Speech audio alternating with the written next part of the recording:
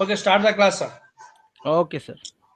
So today we'll be discussing on inborn error of metabolism. So as you people had given the feedback, inborn error of metabolism is very important. During my first introduction class, and you people expressed like this is most important topic covering both pediatrics, medicine, pathology as well as biochemistry. So we'll take some time understanding inborn error of metabolism, and then we'll try to analyze how the question should related to inborn error of metabolism should be answered. Okay. So coming to this inborn error of metabolism, most of the questions are framed around few important points. Like you can note down which you need to focus on. You need to focus on the screening test. This will give the clue about what the answer could be. Screening test. So each inborn error has some special screening test. So you should know that. Then they will ask related to the confirmatory test. Then they will ask one or two peculiar points about that inborn error. Like in phenylketonuria they might ask about that mossy odor, the odor which is present, and in alkaptonuria they will ask that blacky thing, onochronosis, that is the deposition in the joints. So some peculiar. So when you are reading these kind of topics, inborn error, you should know what is the peculiarity in that particular disease. So that point, that key word will surely will be there in the question. So you should look for that. Then they will ask the odor. There are different odors for the different inborn error, and they might frame a question surrounding that odor. Then they will ask the color of the urine, and then they will ask the clinical feature, which are most important, which can cause cardiomyopathy, which can cause liver failure, or which can cause hypoglycemia, or which can cause hemolytic diseases. So these are the few key words they will usually pick around, and they will frame a question. So here coming to screening basically you screen. So it is not specific, it is it is just a screening test, but it will be sensitive. So that is the meaning of the screening test. Screening test is sensitive enough, it will pick most of the diseases, but it is not specific for that kind of disease. So it has a broad spectrum. If there is a screening test, like ferric chloride is a screening test particularly for inborn error, and this ferric chloride test will give positive results for many of the inborn errors. So but it is a screening test, so it is used as a screening test to pick out inborn errors of metabolism, but not the specific disease. So after screening test you'll go for confirmatory test. So screening tests are always should have high sensitivity, and they will compromise on specificity, and confirmatory test should have more of specificity less than of if it is sensitive enough, that is fine, but it should be more specific. So this is just 2 3 points related to your biostats. If they ask, screening test should have this if they frame like that. But here it is screening test, you should know. And the importance of screening test, as I told, there are few screening tests which are specific for only particular diseases. Then you should go for know the metabolism, like in which pathway there is inborn error. There is an anabolism. Metabolism comprises of anabolism and catabolism. Anabolism is creating something, catabolism is breaking down something. So when there is an inborn error in creating something, so there will be accumulation, there will be defect in the final product. Like in glycogen storage disease, glycogen is stored. Okay, glycogen is already formed. So the problem with inborn error of glycogen storage disease is the breaking down of glycogen. So in that is a catabolic arm of metabolism. So when catabolic path of metabolism is affected by inborn error, the final product, the initial product, that is glycogen, starts accumulated. So so they named that glycogen storage disease. It is storing of the glycogen which is creating problem, creating pathology. So whenever they show like hepatic histopathology of liver shows increased glycogen, so that gives an indication like glycogen is not being catabolized or not being broken down, it is just being accumulated. So this will give indication. In anabolism, can you someone can give anabolic pathway of inborn error? Anything you know of all those inborn error which we listed during initial talk? Respond, so that I should know you people are listening. Can phenylalanine conversion to tyrosine can be a catabolism or anabolism? Tyrosine would be a final product, right? Hello?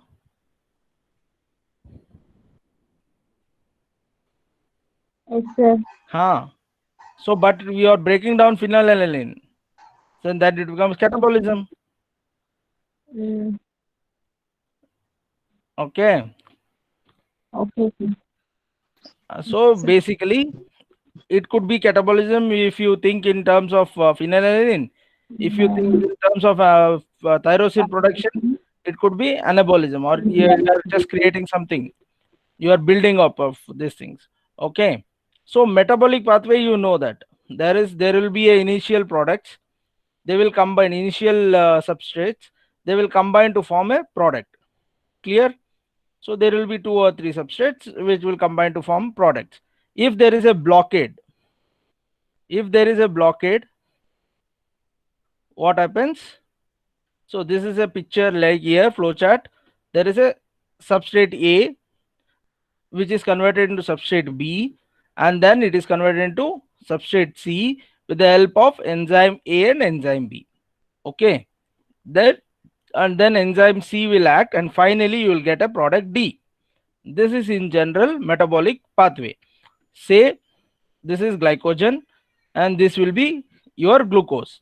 So there are four enzymes, debranching enzymes, then branch which breaks the branch point, and then which removes your the final phosphate to liberate glucose.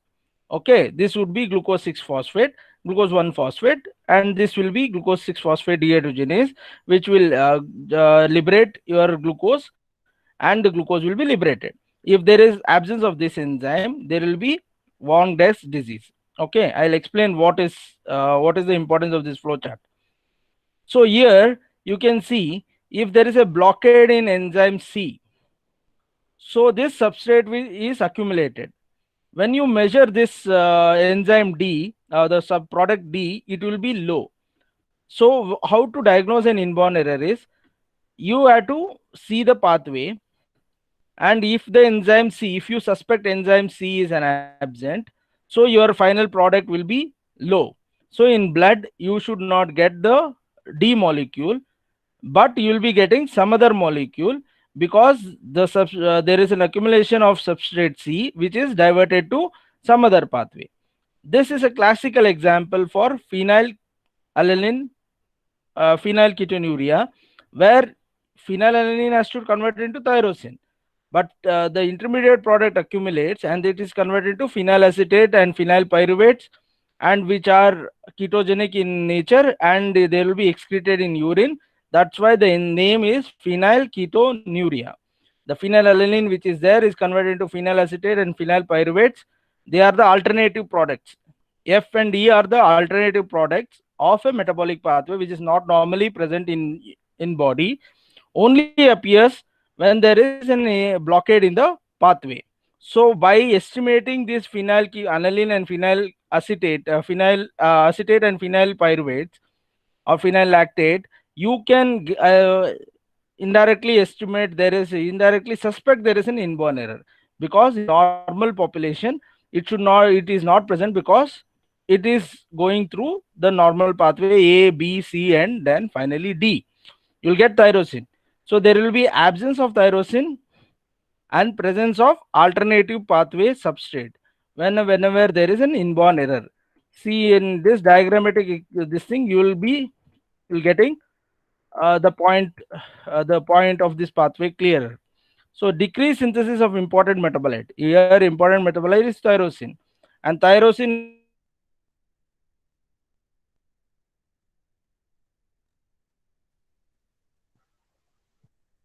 in the blood. Question and ask albinism is present, and they will confuse you with all tyrosine this thing, and they will give all features of phenylalanine.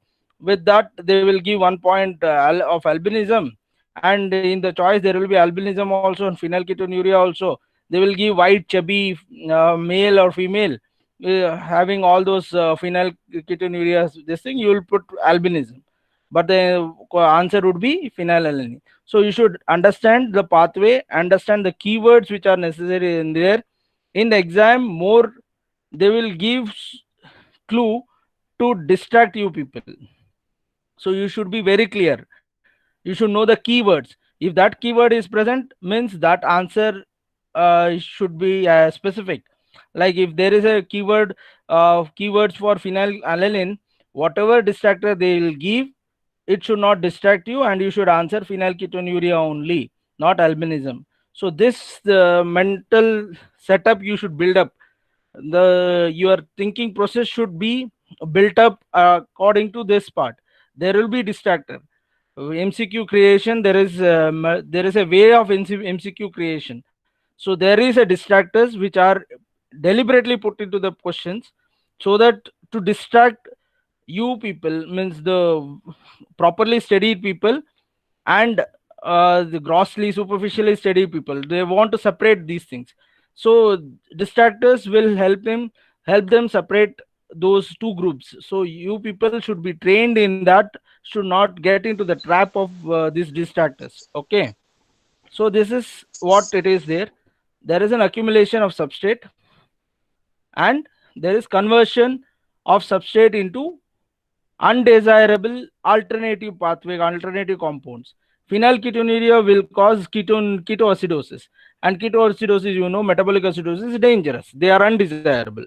So in this, it causes undesirable compound. That is a reason why inborn error of metabolism are very important to be detected as early as possible before it cause permanent damage. Permanent damage in this most of the condition, it will be a brain damage, because the blood brain barrier is poorly developed, and these products can easily cross over and cause damage to the brain. So the inborn errors to be detected as early as possible. So most of the inborn errors should be detected at infancy. So remember this, inborn error are rare in occurrence, but for exam purpose, it is most frequently asked question. So just remember, it is not that frequent. So not every person, every kid which is born will have inborn error, but it is to be detected. Okay, if untreated, it causes reversible nervous system damage. Some are fatal at early ages. So irreversible damage into nervous system are due to accumulation of your neurotoxic metabolites or deficiency of the product which are necessary for your brain development and neurotransmitters, and because brain barrier is poorly developed, so these metabolite products are easily cross over to it. So what is screening? Already explained. Screening, it will give definitive, it will give a screening this thing before the actual symptoms or actual diagnosis is clinically observed. Before you clinically those features are present, if you do a gross screening, you will be able to detect this. To give you some prevalent example, this COVID testing, what we are doing, if there is a fever or something, you can screen, or if there is a first primary contact, you go for screening without you having a uh, having any symptoms. So this will give you before 3 or 4 days beforehand the disease which is present, the COVID which is present before the symptom onset actually happens. So this is very important for the clinical treating point of view, and this time is called lead time. Means lead time is first possible detection, which is first possible from the time of actual diagnosis. Means if you leave that without any screening, then any at one some particular point of view you will be able to pinpoint this. This is what the screening test, like in COVID example, in corona, if the patient develops all those CT changes, and there is a fever, cough, and loss of smell, all those things, so you will definitely diagnose this is a case of corona, the strong suspicion of COVID, without doing any test. So that is the actual time of diagnosis. And when you screen, it is the first possible detection. Like we'll take, if the person is exposed in corona, we'll take after 5 days. So that will be the first possible time when you can detect. You do a screening test, and in this screening test, that is antigen test, what we are doing is a screening test, and your real time will be your confirmatory test. So this is the best possible diagnosis, best description of screening and confirmation test. Then the difference between screening and diagnostic tests. So I leave the PowerPoint with sir, and he will share with you. This is nothing but a completion of the points. Like this is apparently healthy people they use, and this is for the sick and diagnostic, and it is more specific, and this is more sensitive. It's just a theoretical completion point of view. So they might not ask question depending on how to differentiate between screening and diagnostic test. Now coming to actual inborn error of metabolism. So there are so many inborn error of metabolism. Like already told, there is a catabolic pathway, there is anabolic pathway, there is transporter defect. Transporter, cystic fibrosis, there is transporter of your chloride channel. So there are amino acid transporter defect. Cola, heart nerve disease. So we'll discuss those things as and when we go on. So you just remember there are many types of inborn error. Here, disorder of intermediate metabolism, where there is an metabolism are affected, that is amino acid metabolism, there are inborn errors. And there are transporters, amino acid transporter, like I told you, the aromatic amino acid transporter, the heart nerve disease which it causes. Then there are fatty acid oxidation and ketogenesis pathway, which are which can cause inborn error. And carbohydrate metabolism and transport, I spoke about G6PD and your glycogen storage disease, they all come under carbohydrate metabolism. And vitamin related, folate and cobalamin we'll discuss later on, those are the this thing. And peptide metabolism also there, mineral metabolism is there, and your mitochondrial errors are also there.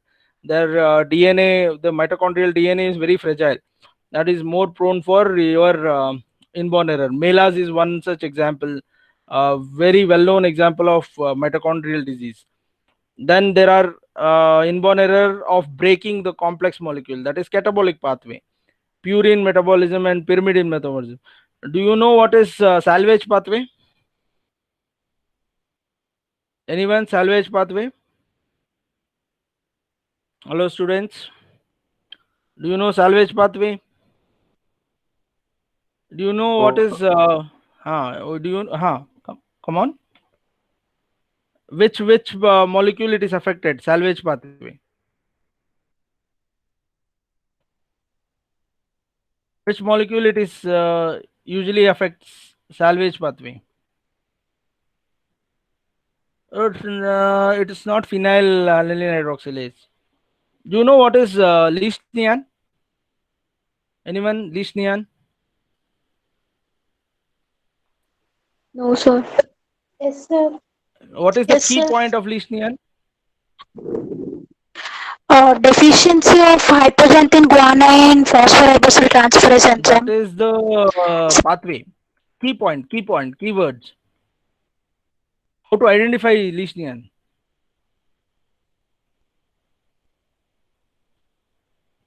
Biting, self-mutilating. Self mutilation of the own fingers and their nails. So this is the classical word, and this is what I am stressing. So there are whenever there is leishnian, they will put this self-mutilating features. He'll bite others. He'll bite his own fingers, and fingernails are all bitten. So these kind of words they will put in deliberately there, so that you can pick up. These are the clinical features, classical feature of leishnian. So these So in catabolism, in breakdown, you should know this classical feature. In lysosomal storage disease, there is high cell diseases, peroxisome diseases there are there, and e-metabolism.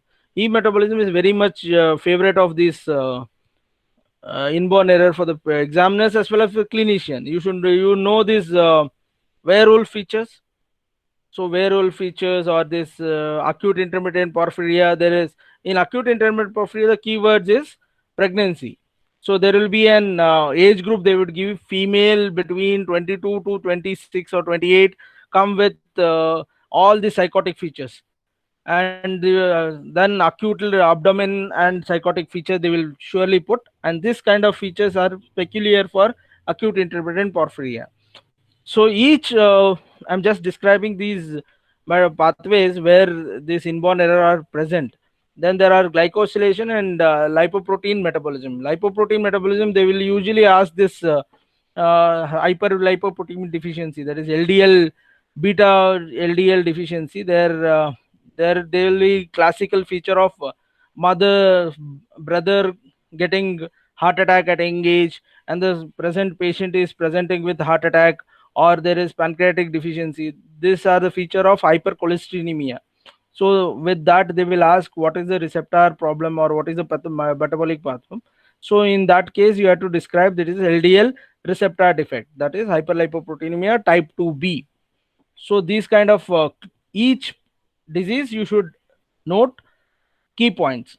These are the key points, and that makes the diagnosis of inborn error also very easy, and answering of inborn error also very easy for you people. So now coming to glucose 6 phosphate dehydrogenase. So this is a classical inborn error.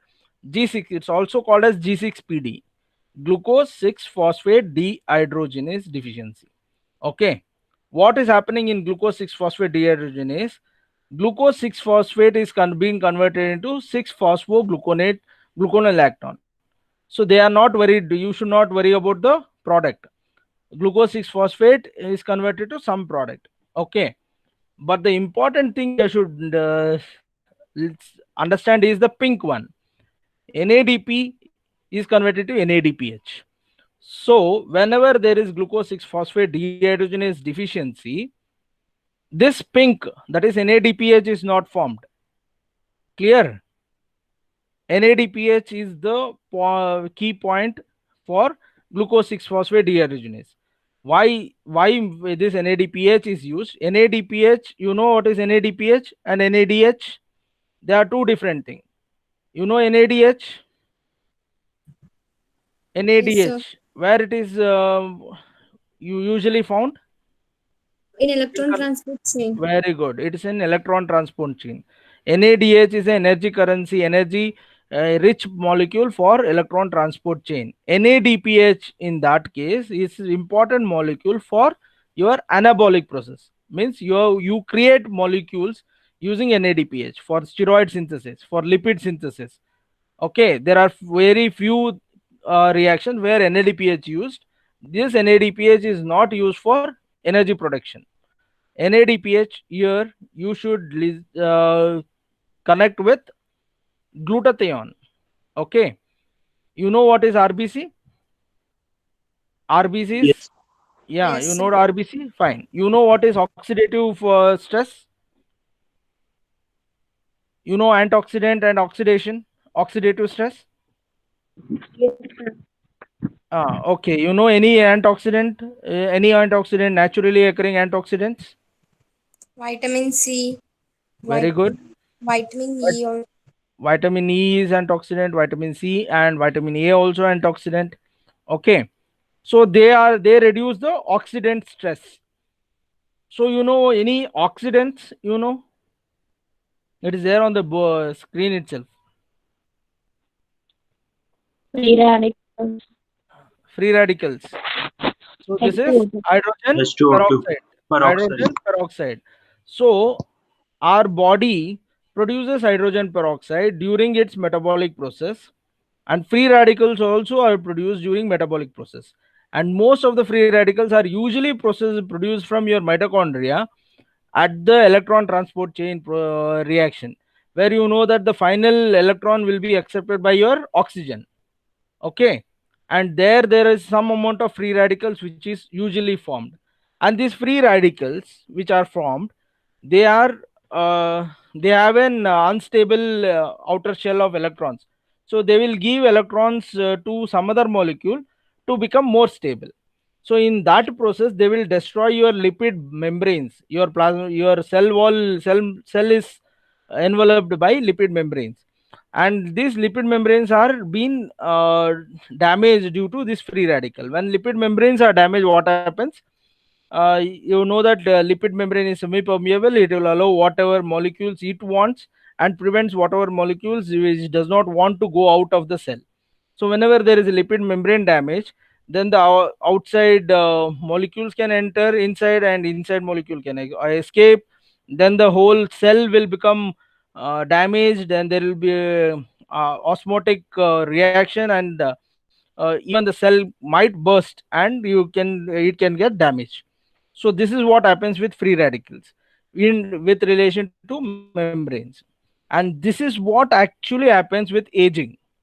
As you age, and these free radicals keep on accumulating, and this will keep on destroying the cells, and eventually the cell's replicative capacity is also destroyed, and eventually your cells which are need to be regenerated will stop regenerating, and we usually age and will pass on.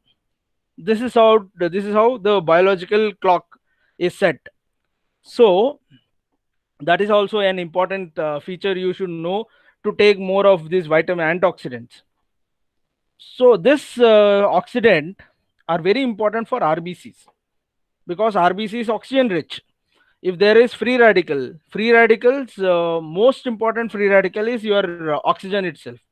The uni radicals of uni electrons of this oxygen, if it is not combined with your water, if it is combined with if it is left free, it will become free radical. Next important free radical is your nitrate. That is important for your bacterial killing or macrophage and other things. There is nitrite reaction. It is another part of free radical damage, but it is called reactive oxygen species, ROS, reactive oxygen species. In RBCs, these reactive oxygen species can damage the RBC membrane, and RBCs will the membrane capacity is overall, and the RBC will grow and it will burst. Okay, and you have a damage of RBCs. What happens with NADPH? Presence of NADPH, there is a molecule called glutathione, right? The glutathione, what will it will do is, it will act on oxygen, this hydrogen peroxide, and it will take the free radical itself, and the hydrogen peroxide is converted to harmless water. You are able to see the arrows which I am scrolling around? Hello? Yes, sir. Okay, then fine. I'll show you the reaction. So the reaction to third one, where the glutathione takes over the free radical of peroxide, and itself is converted into a free radical, milder form of free radical, and a water. But this free radical need to be recharged for the next reaction. So this free radical will take up the NADPH, the electrons from NADPH, and itself get reduced into glutathione peroxidase. Okay, glutathione peroxidase is an enzyme which causes this one, and this is a reduced form of glutathione, and this will be ready for another round of hydrogen peroxide, so that it will convert the free radical which is produced into water. Okay, now coming to G6PD. When G6PD is absent, NADPH production is less. When NADPH production is less, the glutathione cannot be reduced and get activated. So hydrogen peroxide accumulates. This hydrogen peroxide will damage the RBC membrane, and the RBCs will be lysed inside the cell wall. Okay, whenever there is an RBC lysis, there is two types of lytic reaction. One is intravascular and extravascular hemolysis. This also is important. intravascular and extravascular. Extravascular hemolysis happens at the spleen. Intravascular hemolysis happens in the vessels itself. So malaria is an example of intravascular, where the cell RBC cells are burst open. In this case, it causes damage. When the RBC membranes are damaged, what happens? It can't go squeeze through the capillaries. Okay, and which is called the graveyard of RBCs. Spleen. Because the Spleen. sinusoidal capillaries Spleen. are very Spleen. small there. So whenever there is RBC damage, membrane damage, it can't squeeze in the sinusoidal capillaries of the spleen, and it gets trapped there, and the trapped RBCs are removed from the circulation. That's how the RBCs has this lifespan of 120 days, because during that 120 days this hydrogen peroxide, few amount which escaped this glutathione reduction, will keep on damaging the RBC membrane, and eventually it causes so much damage it get trapped. That is how the RBC's lifespan get ticked up, like the time gets on ticking up. So in this case, that process is accelerated because there is G6PD absent, and invariably in G6PD there will be a keyword of splenomegaly. Okay, splenomegaly, because spleen is overworked and there is a extravascular hemolysis, so there will be a splenomegaly, and there will be a hepatomegaly also with this condition. In hepatomegaly there will be extra hematopoietic hemolysis, hematopoiesis will be there, because RBCs will be destroyed, so there will be more production from somewhere else, or there will be a production from your frontal bossing or your skull. Frontal bossing will be there, because in those marrows the RBCs will be produced more and the marrow will be expanding. So these kind of picture they will give with glucose 6-phosphate dehydrogenase. Okay, so normal RBC metabolism is countered, everything is written there. So this G6PD, the other key point you have to search for is there will be a drug. There will be a drug is there which increases the oxidative stress. So they will give, in the case the patient consumed this particular drug, and there is the patient had this kind of symptoms. So those drugs are in relation to tuberculosis. It could be tuberculosis or it could be a malarial drug. So the malarial drug will cause increased oxidative stress, which causes the crisis of this RBCs. So there will be a drug mentioned in the case along with splenomegaly and features of this kind. With this G6PD, they won't straightforwardly ask what is G6PD or what this. They will give a case, and you have to analyze the case and come to the conclusion or the diagnosis of G6PD. And you have to, one more point you have to remember is your inheritance. I mean, inheritance of G6PD is X-linked recessive inheritance. They will give the clinical scenario based on X-linked recessive. X-linked recessive means all boys should be affected, right? If mother is affected, all boys should be affected or not? X-linked recessive. That is the clinical classical feature of X-linked recessive. Means X-linked recessive, if it establishes in mother, means both the X chromosome should be affected, right? Then only it will be present in mother. Yes, sir. Because it is expressing. It is not a silent carrier. If it is silent carrier, it will be X-linked. One will be defective and one will be dominant, and dominant will be producing your G6PD, and there will be no problem. If the mother is affected, means all children's, all the boys which are born out of those parents should be affected. So this kind of feature also they will ask this in this question, to know that like whether this inheritance, you know the inheritance or not. X-linked recessive. Just remember X-linked recessive. This is an additional point related to it. Then coming to screening test. These are also they will give these questions related to screening test, and just remember this method, that is Brainsteen method. If they use this word Brainsteen method is positive, that means it is G6PD. They are talking about G6PD. You don't have to know this, like what chemicals they have used, methylene, what time of reading you have to read, but just remember that Brainsteen method they used means they are looking at G6PD only. Okay.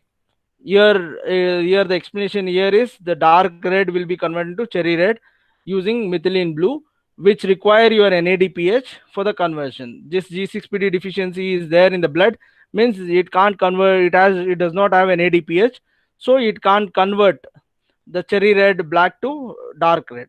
That is how it is red. You don't worry about the technique. Just remember the method. Okay. So that is about G6PD. Then there is something called galactosemia.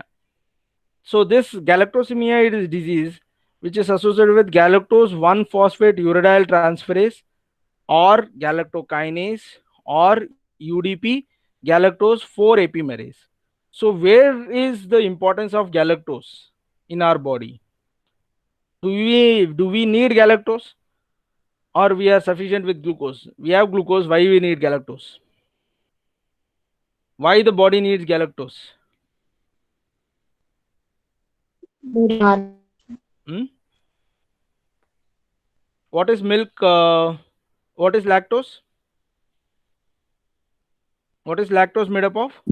Glucose plus galactose. Glucose plus galactose. Okay, glucose plus galactose. So, for production of milk, you need to convert glucose to galactose, and you need to combine those glucose and galactose to form lactose. So, in galactose is necessary in that condition, as well as in some of the modification. You know about blood group antigens. They are modified protein, right? They are Yes, sir. Yes, modified sir. proteins. So there are heparin is a modified protein where you glycosylation is there. Galactose is also added. Few molecule of mannose is added. Few molecule of sialic acid is added. Those things also will cause inborn error. We'll discuss it later on. Just to give you importance of galactose. So galactose is important in those two conditions, where for the lactose production as well as for your modification of the protein, glucose amino glycan. They are called glycosaminoglycan, GAGs. Okay. So whenever there is deficiency of these enzymes, there are few enzymes related to galactose pathway: galactokinase, galactose 1 phosphate uridyl transferase, UDP galactose 4 epimerase. These three enzymes are there. So they are not able to metabolize. So what you find? You find initial substrate, that is galactose, high in urine and blood. Okay. Then the pathway, whenever there is a substrate which is present, it finds an alternate pathway for its excretion. So galactose is converted to galactitol by aldose reductase, and this galactitol will cause cataract. So a congenital cataract or a description of a blind white spot in a child, a newborn child, should give an indication of galactosemia. This is a key point for galactosemia. Okay, congenital cataract. So with this feature, they might ask what are the enzymes absent, or what is the this is the enzyme aldose reductase which cause galactose, or these are the enzymes which are absent. They can ask question like what is the enzyme responsible for cataract, or they might ask what is the inborn error, or what is the deficiency of enzyme with these clinical feature. They won't give you galactosemia is causes these and these. They will give congenital cataract picture, or even they give a picture of a cataract of a small kid with some description, like from birth itself he is having, or from 1 year or 2 years after birth he develops this kind of clinical feature. What are the enzyme defect in that? So then you have to find the word galactose. All this enzyme has galactose. See, galactose 1 phosphate, galactokinase, galactose epimerase. Then remember congenital cataract, galactosemia. Clear? Then the pattern of inheritance is autosomal recessive. Okay, this is the pathway. I don't think you people require this pathway to answer MCQs. For understanding biochemistry, fine. galactose is converted into galactose 1-phosphate by help of galactokinase, and 1-phosphate is converted into glucose 1-phosphate by your galactose 1-phosphate uridyl transferase, and glucose 1-phosphate is converted to glucose 6-phosphate by phosphoglucomutase. And you know the fate of glucose 1-phosphate 6-phosphate. This is the starting material for your glycolysis. So galactose, what you take, milk, lactose, what you take, it is converted into ultimately into glucose by this process. If any of these three enzymes is absent, galactose accumulates in your body, converted into galactol, and it enters in the cataract, in the lens. It is converted to galactositol by action of your aldose reductase, and that alcohol form of galactose will not come out of the lens, and it drags the water into the lens, and this causes the cloudiness of the lens and it ultimately causes cataract. Okay, so that is because galactose is accumulated in huge amount, and that is a side effect of it. That does not mean it wants to cause cataract, congenital cataract. It causes this kind of this, because the product which is formed, unwanted product, is not able to come out. That is also a cause for your diabetic, early cataracts in diabetics. In diabetics, what happened? Glucose is accumulated, and glucose is converted into sorbitol by the same aldose reductase. What I told, this aldose reductase will convert glucose into sorbitol, that is an alcohol, and this sorbitol will do the same thing. It will drag the water and it causes cataract. So that is an pathway which is related to early onset of cataract in diabetes, because of the same pathway, that is sorbitol pathway or aldose reductase pathway. Okay, how to screen galactose? You demonstrate reducing sugar in urine. That will be a screening test, but glucose also will give this reducing sugar. Then you have to go for this spot test, Butler's enzyme spot test, where glucose 1-phosphate uridyl transferase activity is monitored on blood dried on filtered disc with the aid of phosphoglucomutase and glucose 6-phosphate dehydrogenase, followed by measurement of absorbance of reduced NADP under UV light. I don't think you people would have followed this. What they are trying to explain is, if this enzyme is absent, so they will monitor NADP, NADH formation. Okay, NADPH used in reducing this glucose 6-phosphate. So reduction of NADPH, you supply some amount of NADPH, and if this enzyme is present, it will use this NADPH and it will convert galactose to glucose 6-phosphate.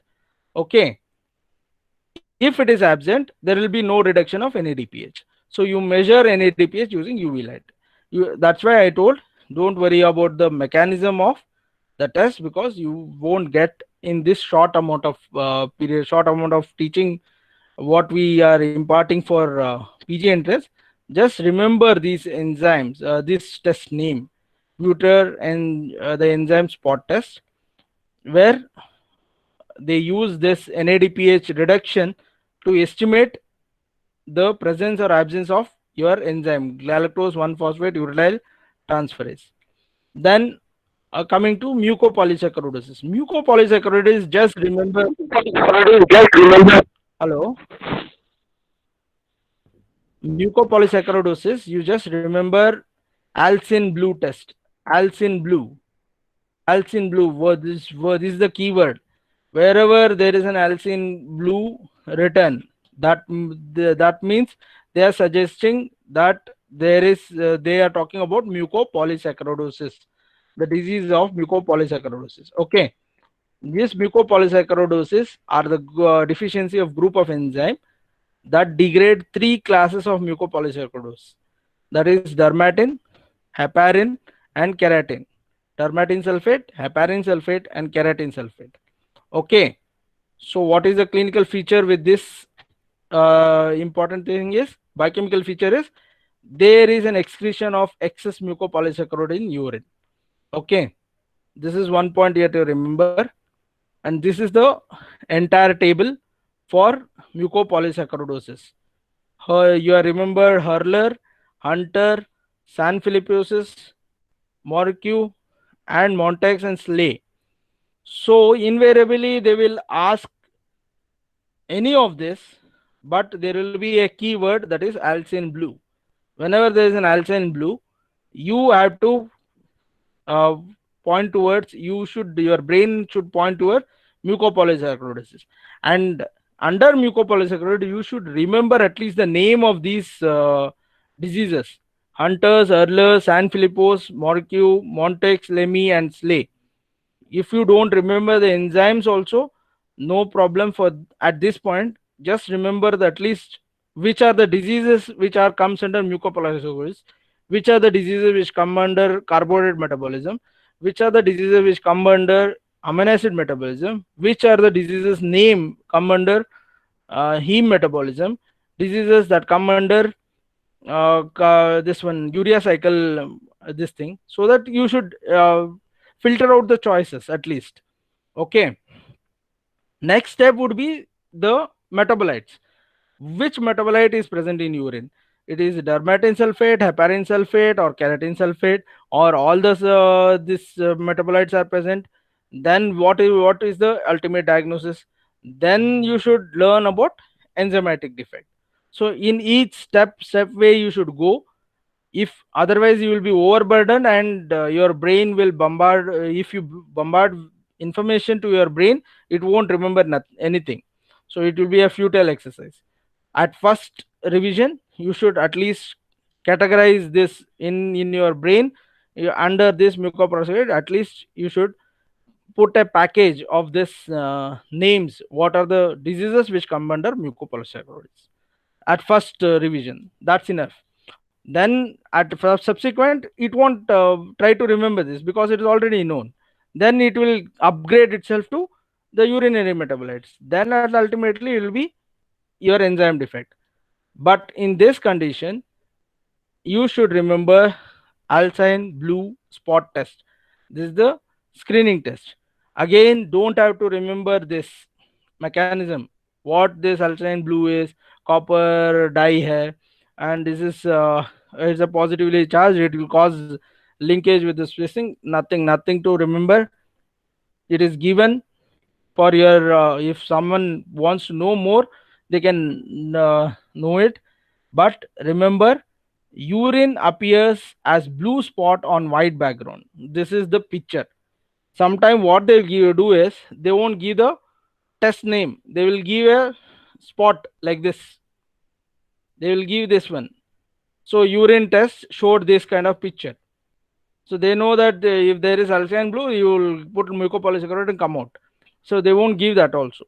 So urine will be blue color with this chemical copper cyanine dye. It will be blue spot on white background. So if this is present, that means it could be dermatan, it could be keratin, it could be chondroitin, it could be anything, but it will be a mucopolysaccharidosis disease. So any of those disease name, Hunter's, Hurler's, Sanfilippo's, Slay, if it is present in the choice, that would be your answer. If more than thing, if Hunter is also present, Hurler is also present, Slay is also present, then you have to go for clinical feature of each individual thing to identify those things. Clinical feature also is peculiar of these diseases. Hunters, for hunting, what you need eyesight. So in hunters, whenever there is they will give there is an deficiency of eyesight, or some ophthalmic feature they will give. Hurler, there will be a structural damage they will give. There's musculoskeletal features will be given. So these kind of clinical features are there for each specific diseases, mucopolysaccharidosis. So you should pick on those disease key points, and you should try to answer them. Then definitive diagnosis. How to give a definitive diagnosis? So there are clear mass spectrometry is one technique where you do a definitive diagnosis. Mass spectrometry is a technique where when the baby is born, they will prick the heel of the baby. They will blot a single drop of blood onto a dry filter paper. This is called dried blot filter paper. Okay, this dried spot is then given to for inborn error of metabolism screening. And from this dried blood spot, using mass spectrometry, we'll come to know which of the molecules is increasingly expressed. Like in galactosemia, galactose is increasingly expressed. In Hunter's disease, dermatin is increasingly expressed in the bright spot, means increasingly present. In phenylketonuria, phenylalanine and your phenyl pyruvate will be increased, and your tyrosine will be decreased. So, the amount of each particular molecule we will be able to observe using this mass spectrometry. So this much of information regarding mass spectrometry is enough for you people, I think. Then next technique is you diagnose the enzyme activity, enzyme level, and enzyme activity.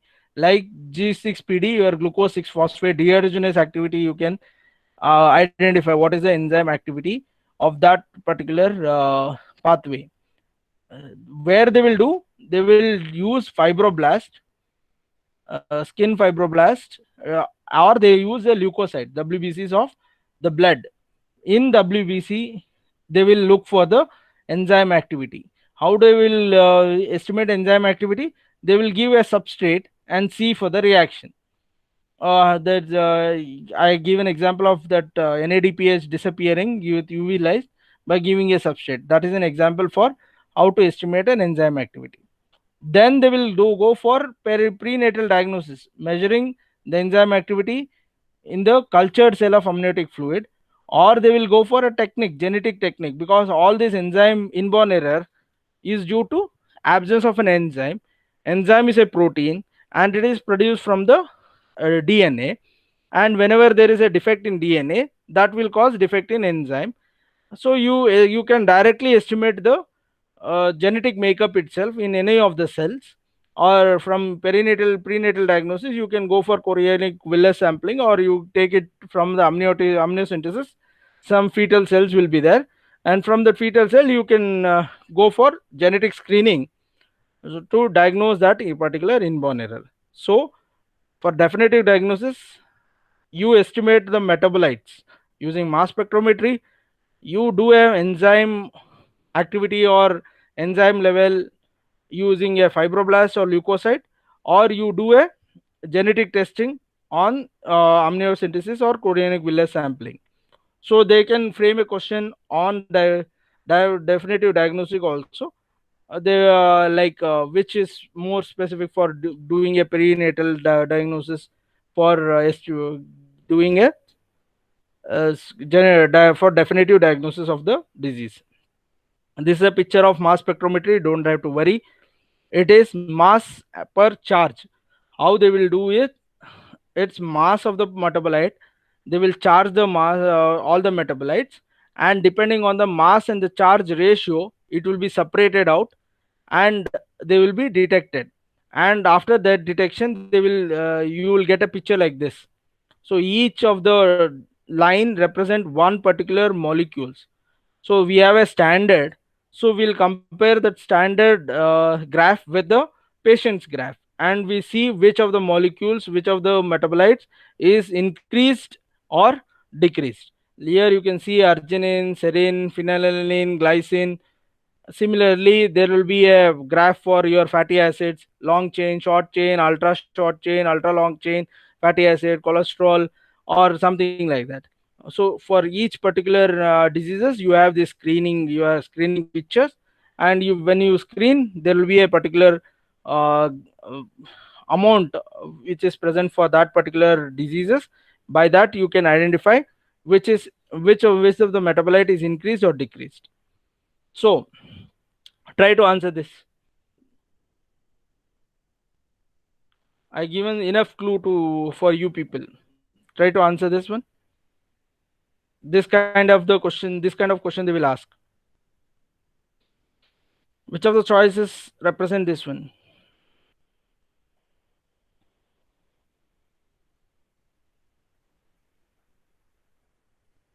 Benedict's test is for A. reducing sugar. Sure? A. Everyone? Option A. A. Sure? Yes, sir. Straightforward. Yes, sir. A. So can okay. Can you give the correct answer to it, not the choices? Can you speak out the correct answers? Phenylketonuria. What is the screening test? What is the screening test for phenylketonuria given here?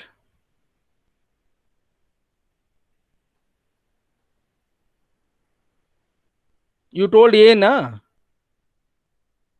So phenylketonuria DNPH, dinitrophenylhydrazine test. G6PD. What is the test? Bernstein test.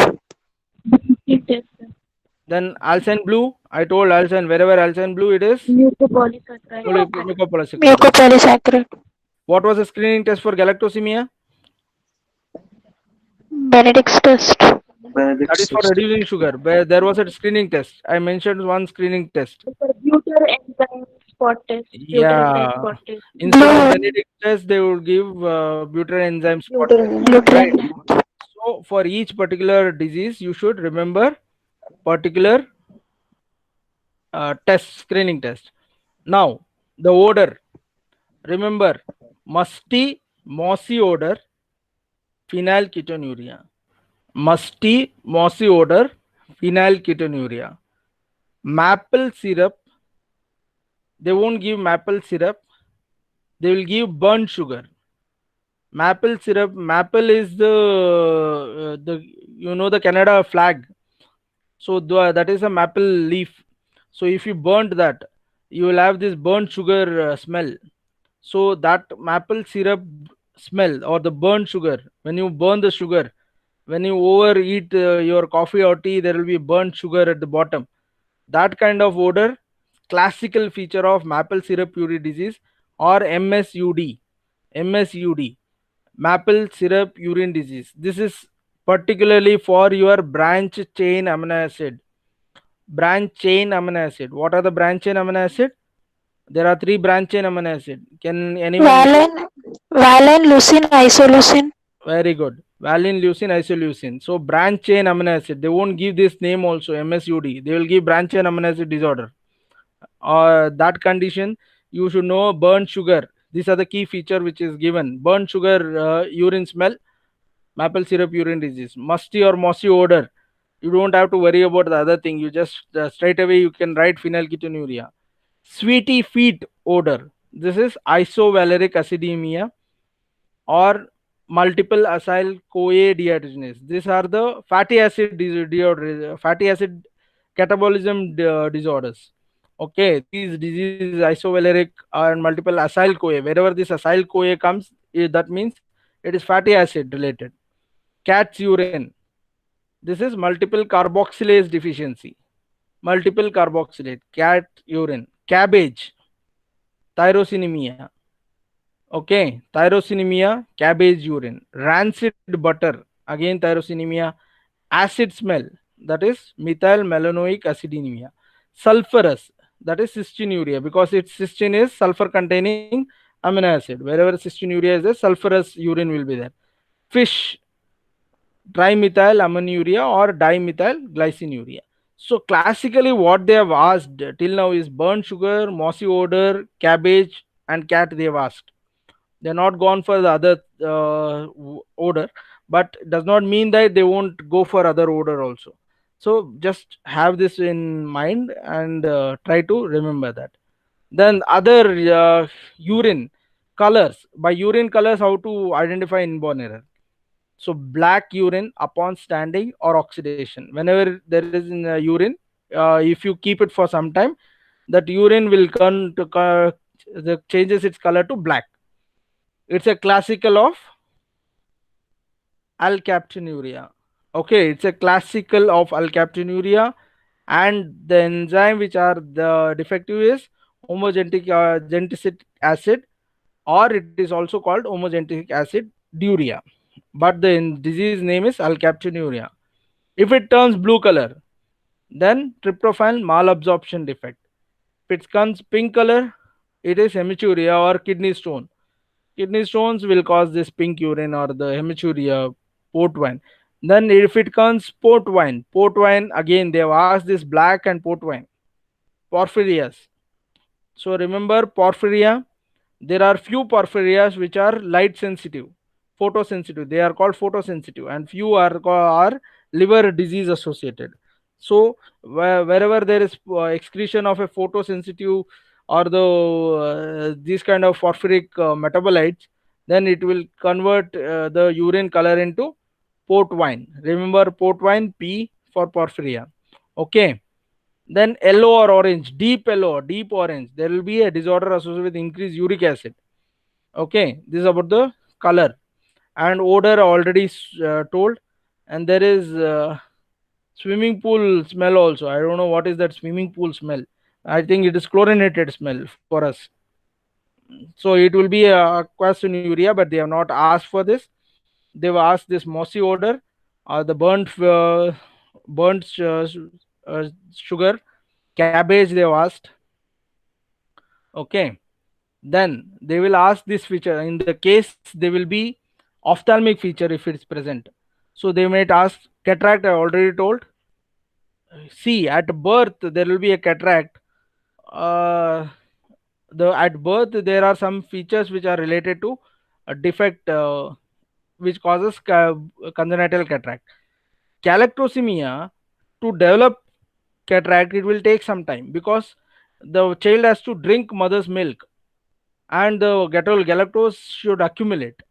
So this will appear over time. At birth it will be clear, and then it will be the cloudy will be there.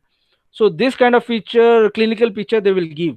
At birth the eye was clear, and eventually the child developed cataract. So that will should give indication of galactosemia. Okay.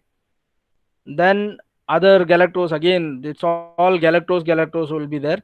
Then then you have to see for this one. This is important. There is dislocation related ophthalmic feature.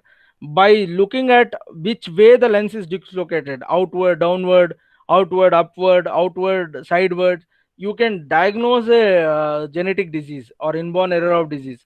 This is homocystinuria, sulfate oxidase deficiency, molybdenum cofactor deficiency.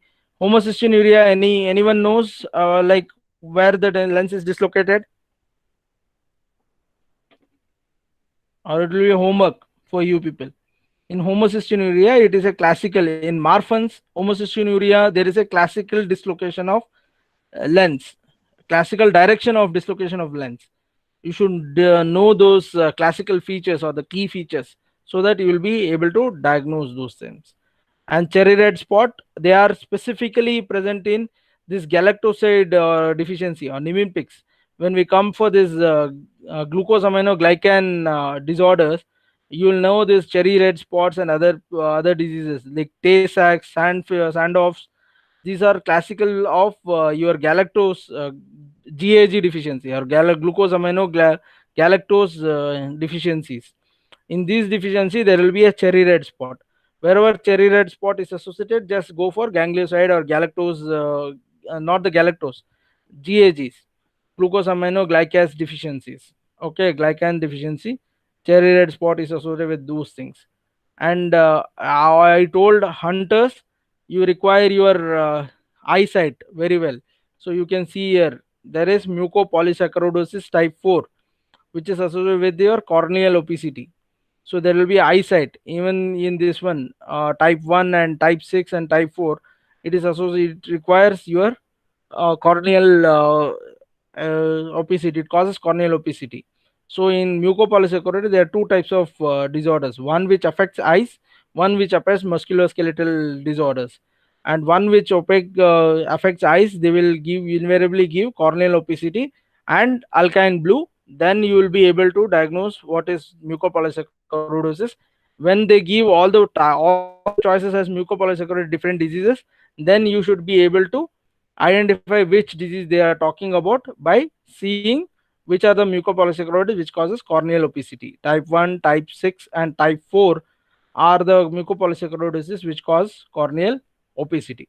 So you should be able to determine genetic diseases by odor, by screening test what they're given, by color, by these features, ophthalmic features, and also few diseases which causes hypertrophic cardiomyopathy. I have listed all those diseases which cause cardiac problems. So MELAS, I was talking about the MELAS, which is mitochondrial, classical mitochondrial diseases, which causes hypertrophic cardiomyopathy. And in inborn error, Pompe's. Usually they have asked this Pompe's disease. They are asked, even they would have given the picture of histopathology feature of a heart muscle, and they would ask which disease causes this kind of picture. So there is cardiomyopathy which is there, and your heart muscles will be hypertrophied. Heart muscle fibers will be hypertrophied. So that disease which cause Pompe's. And hurlers, hunters is also there for mucopolysaccharidosis. Eye cell disease, Fabry disease for lysosomal disease. They are classical. They are already asked these things in the previous exams. Okay, just this is a features which are given. Then you can see the neuromuscular disorders which are associated, both neuromuscular as well as associated with the cardiomyopathy. Friedreich ataxia, myotonic dystrophy, they are also associated with neuromuscular as well as cardiomyopathy. This is a slide for you people for reference, and read about, try to remember, and those if they ask in the exam, try to associate and try to answer those things. Then this is a genetic disorders which can cause intellectual disability. Your chromosomal microarray analysis will give this kind of picture which can cause. I don't think this is necessary for you at this point of this. Invariably whenever they ask, they will ask mental retardation is present or absent. So you should know in which diseases their mental retardation is associated. Like in Fragile X it is associated, and in some kind of repeats, trinucleotide repeats, the mental retardation is associated. So this is also important, where the features are morely focused on acute liver failure. Okay, whenever there is a liver failure and in less than 6 months there is a liver failure, means which are the diseases which can cause liver failure even 6 months, and which are the diseases, genetic diseases, which can be tolerated for a longer year, like this Wilson's disease and few mitochondrial disease. They can be tolerated up to 18 years, and few inborn errors which cannot be tolerated and they will cause acute liver failure, like galactosemia, Niemann-Pick's disease, tyrosine glycosylation defect, and a urea cycle defects, and this fructose intolerance. They are not able to tolerate. So these are the features which are which they will ask in liver failure, and the key point will be liver failure in these diseases. If they are asking a question related to these disease, liver failure will invariably be present in the case. Okay, this is how the case looks. Okay, this I'll given a brief description of the cases. Okay, the patient was a 2-week old female, means early age, they are given early age, who respond positively to the test of phenylketonuria, administered on discharge from the hospital following her birth. So they are directly going for phenylketonuria diagnosis itself by giving this one phenylketonuria. Means they want something inside phenylketonuria for you people to answer. So she was called back for further testing. Serum phenylalanine concentration was found to be 1.8, and tyrosine was low. The urine was positive for phenolic acid. Perichloride is screening test, in general screening test for most of the metabolites. Okay, then they detected ketones. Okay, then they will stop here. I have given the diagnosis, but they will stop here. They will give a 4th choice. What is the diagnosis of this patient?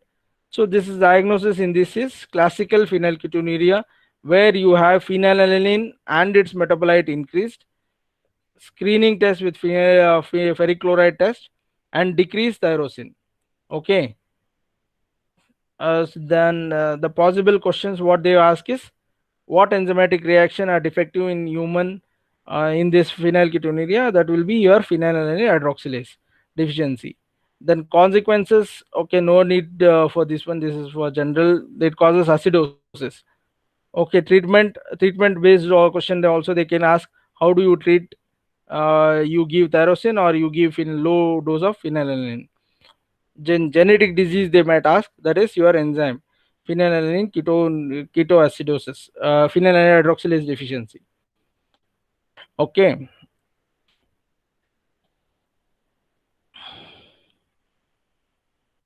So this I already explained the classical way how it is present. So try to answer this one. This was the based on the question, that question I asked, means the topic I given. What is the answer for this?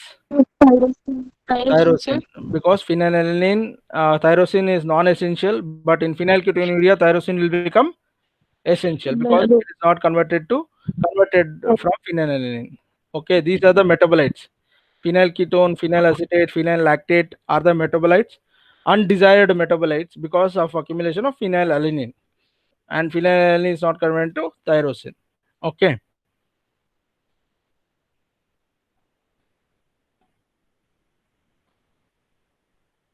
This one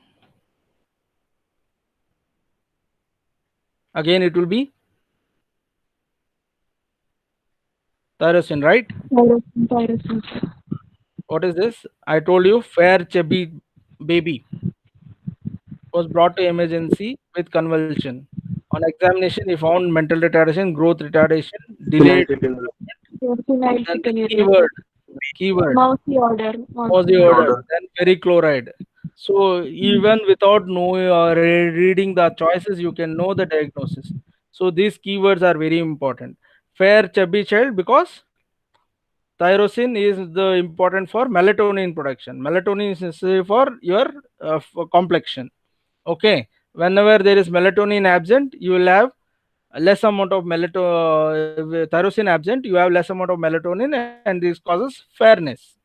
Okay, that does not mean you should limit your phenylketonuria in your diet to become fairer. Okay, it causes undesired side effects.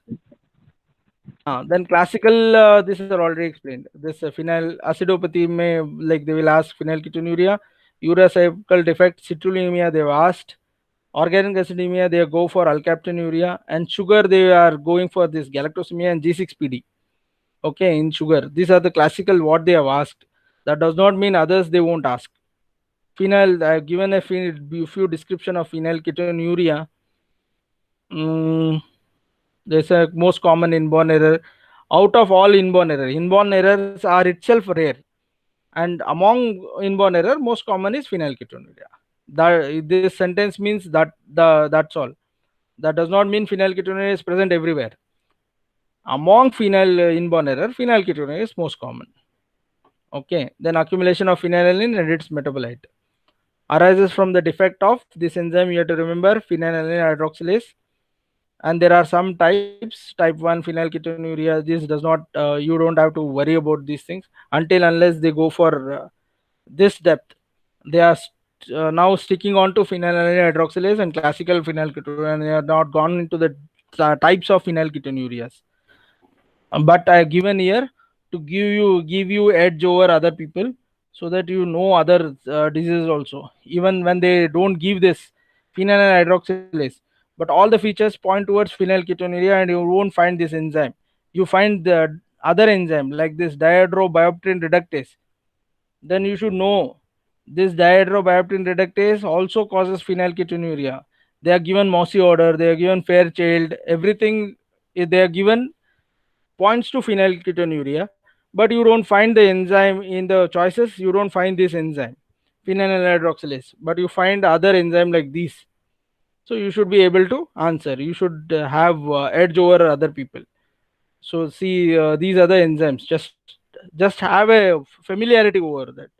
Don't break your head over those things. Have familiarity. Dihydrobiopterin reductase, dihydrobiopterin biosynthase. Okay. So where it is, where this biopterin is there, you don't worry about that. So it is again NADPH related reduction. It is a excess product. Phenyl. It helps helps the phenylalanine hydroxylase enzyme, basically dihydrobiopterin.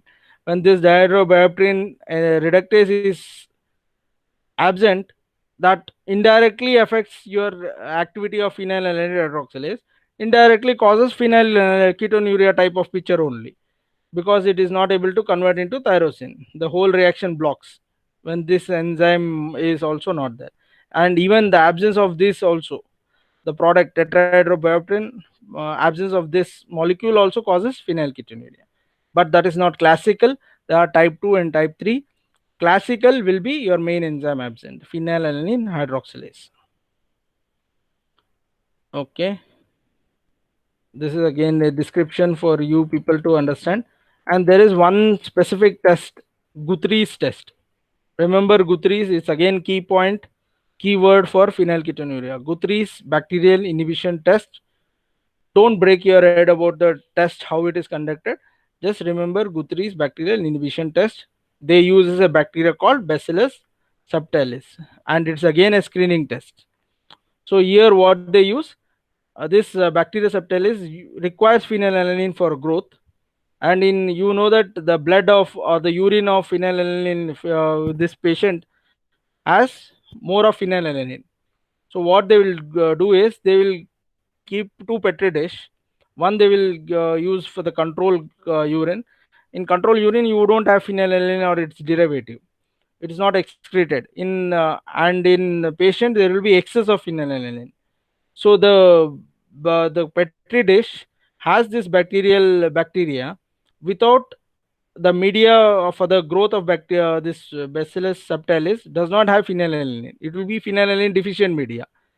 But when you add urine of phenylalanine patient, the bacteria grows, and the growing bacteria you can see as a culture spots. That's how they diagnose this phenylalanine. This is how they diagnose. So there is a growth, means there was phenylalanine in the urine, excess phenylalanine. Okay, so that's how they grows. And ferric chloride, it's again reduction method, and it's a classical screening for most of the inborn error. And DNPH test, dinitrophenylalanine, is specific for your phenylalanine, phenylketonuria, where it detects the ketone, phenylpyruvates. Okay, phenylpyruvate, this DNPH test will determine. Alkaptonuria, classical feature is darkening of urine or pigmentation of connective tissue, that is called ochronosis. These are the classical feature. This is normal urine, you keep it for longer time, it will be dark, and there will be dark pigmentation everywhere in the connective tissues. And you can see in the joints also, there will be darkening of intravertebral joints. So these are the features of alkaptonuria. They will usually give this picture, and they will they will give a choice and ask you people to analyze. Even in X-ray you can see the darkening. Okay, these are the clear feature. In normal there is no, and there will be fusion also and darkening, because it causes arthritis. This causes joint inflammation also. That's why it is called anochronotic arthritis. So there will be darkening as well as arthritis, and there will be fusion. And the enzyme here is homogentisate oxidase. Okay, you don't worry about don't break your head over the pathway. Just remember homogentic oxidase is the enzyme, and accumulation is your homogentisate. Because this enzyme is blocked, these products won't be formed, and you will have this homogentic gentisate, and this causes deposition into the joints. And again, that whenever some substrate is accumulated, it goes towards alternate pathway. So when it is exposed to atmospheric oxygen, it causes brownish black pigments.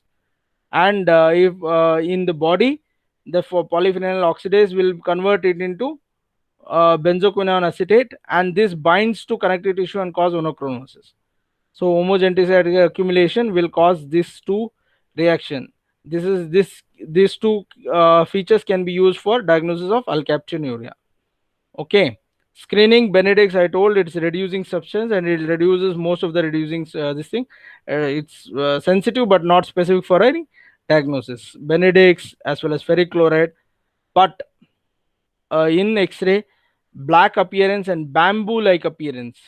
See here, you can see the bamboo type. It's like bamboo. There is no space, and you have seen the bamboo grass.